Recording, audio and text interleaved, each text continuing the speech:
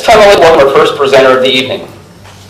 A 1987 inductee to the NJCU Athletics Hall of Fame and a 1973 graduate of the university, he excelled in the sports of men's soccer and men's tennis during a versatile career from 1969 through 1973. Coach Robert McNulty described the Honorable Clay Cosentino as the most tenacious and spirited player he ever coached at Jersey City State.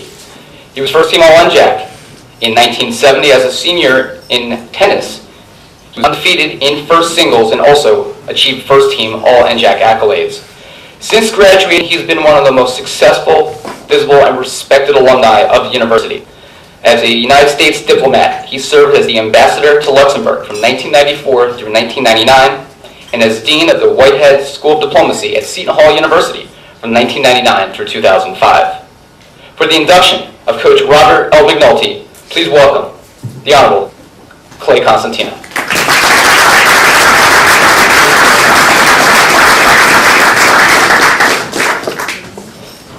Thank you, Ira. Thank you, Alice, the committee, and everyone. It's a wonderful turnout.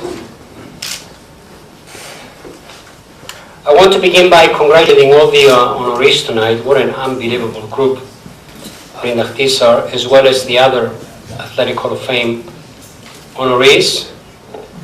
On my part, I want to acknowledge Joan McNulty, our coach's wife, Kathy, Stora, and Bob. They're here tonight. And my teammates, Kenny Holshoe, Anthony DeRico, and Dave Molesky. Those ones that knew Bob McNulty knew him as a dedicated teacher, an outstanding coach and player, as well as a reliable mentor and friend. There was something special, something unique about the coach, as we all called him. He had a special gift, charisma. He really made a difference. He had an impact on people's lives. Bob did that for his family, for his players and students, and he did that for soccer. His contribution to soccer in the US was enormous, and that is no exaggeration. And he was recognized accordingly. And here are some examples. I'm not going to give you a bunch of statistics and wins and losses. Suffice it to say that Bob earned the highest coaching credentials as a Category A licensed coach awarded to him by FIFA, the world governing body of soccer. Bob was a member of the US Olympic soccer team selection committee. Bob was inducted in the New Jersey State Soccer Hall of Fame. He served as a U.S. Soccer Federation teacher, and in the process, he taught hundreds and hundreds of coaches nationwide, including many in top-ranking American colleges and universities. Bob was a New Jersey All-Conference Coach of the Year, and until 2003, he held the highest win record at NJCU and more than his fair share of conference achievements and awards. Later in his career as New Jersey, as an assistant coach of Rutgers, he helped guide the team to the NCAA finals, barely losing in overtime penalty kicks the national championship. Bob McNulty was a multi-talented individual and most versatile. He was successfully involved in national soccer camps as a businessman and as a coach. He also got involved in the manufacturing of soccer uniforms, although in retrospect, someone should have told Bob or warned Bob of the old adage, "Welcome to the garment industry." But nevertheless, with his good looks, his poise and personality, Bob was selected to be a sportscaster on national television for national soccer games where some of the biggest stars, including Pele, played.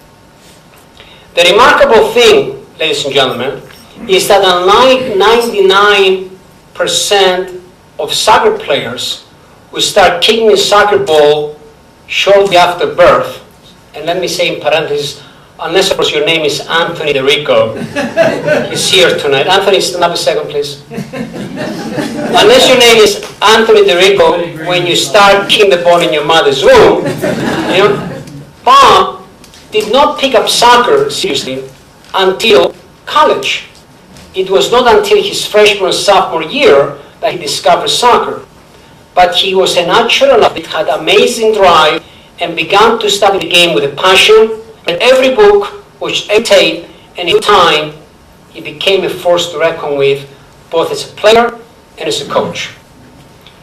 Bob's greatest achievement and contribution to the sport was to collaborate with a handful of other American soccer pioneers to bring to the United States the highest professional coaching standards. It was an extraordinary effort and no easy accomplishment. Moreover, it was truly a Herculean effort to qualify for this much-coveted license because of the difficult requirements.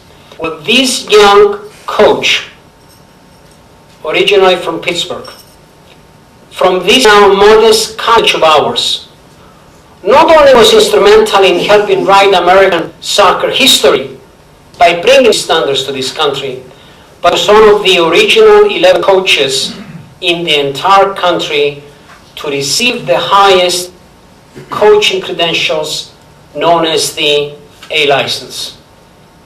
By then, just everyone associated with American soccer knew the name McNulty, and by association, they knew Jersey City State College. As a result, our team was welcomed everywhere. My teammates, I mentioned their names, Anthony, Kemp, Dave, and I made the most of it. We're invited to play tournaments against some of the biggest national championship teams like Harvard College, Philadelphia Texas, University of Connecticut, not to mention that some of us even got to play a scrimmage game with Pele. It was unbelievable. Bob's entrepreneurship wrapped off, and we formed an off-season soccer club on campus. With the money we raised, we were able to participate in those tournaments I just mentioned, and even flew to Maine to play against the University of Maine, rather than take that 9-hour grueling trip that the football team had to take. Bob's efforts of bringing the highest coach licensing standards to the U.S. was truly a pivotal point for soccer in America. With a solid and professional coaching foundation in place, the game received a strong boost. In time, soccer camps and leagues sprang everywhere, and it was obvious that soccer was entering a new era. Today, almost 20 years after Bob's passing, people run into John McNulty and Kathy and Bob and ask the players. And when they make the association of the name McNulty, they stop and they acknowledge Bob's impact, and they often recount with emotion their affinity to Bob and how Bob helped them personally.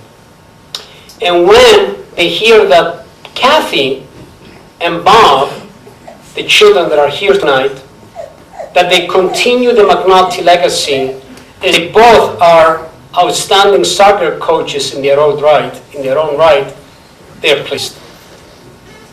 Bob had even greater impact on his players, and I know Coach Brown knows that, because often that's what it's all about, and that's how you may motivate the team. Time and time again, Bob went out of his way to help them when they most needed it. The stories are countless.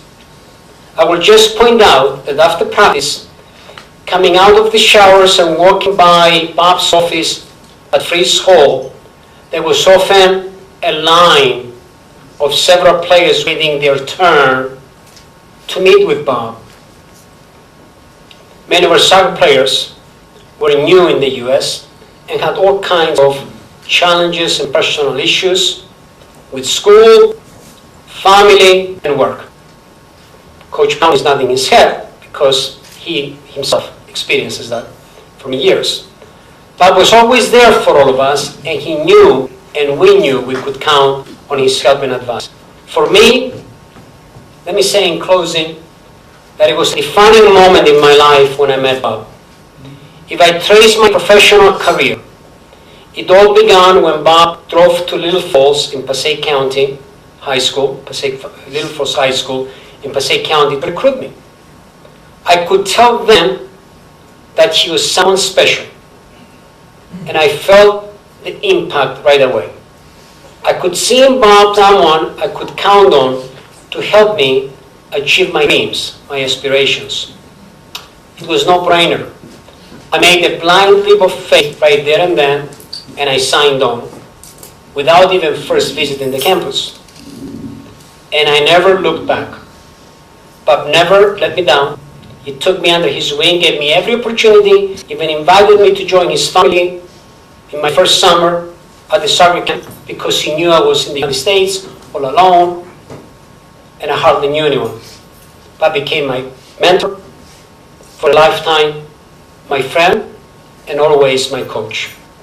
And so tonight, on behalf of Joan, Kathy, Bob, my teammates, Kenny, Anthony, Dave, I want to express our deep gratitude to President Carlos Hernandez and New Jersey City University for recognizing Bob's contribution for the naming of the Robert L. McNulty Memorial Soccer Field.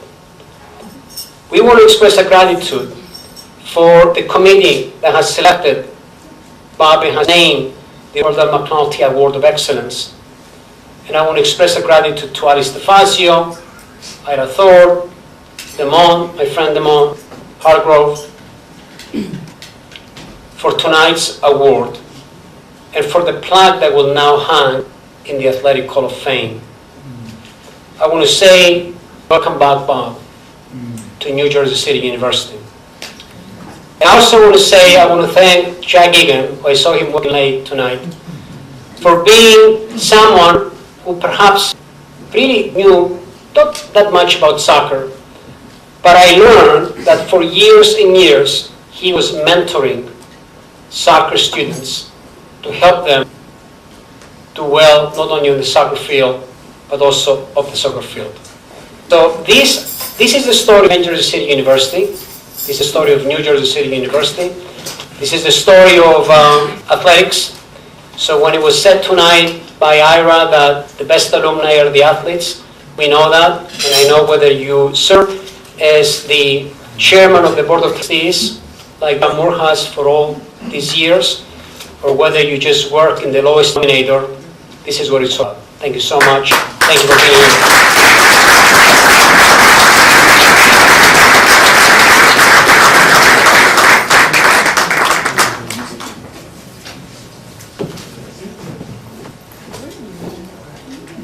At this time, I'd like to call Ms. Joan McNulty to the stage to say a few words.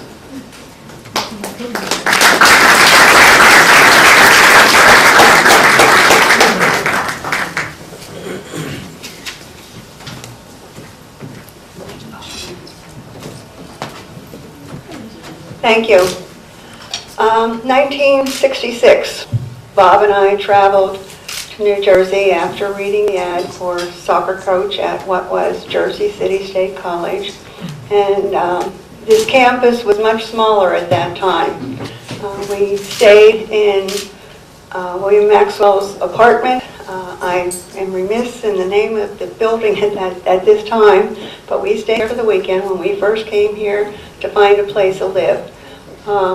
We came to Jersey City that year.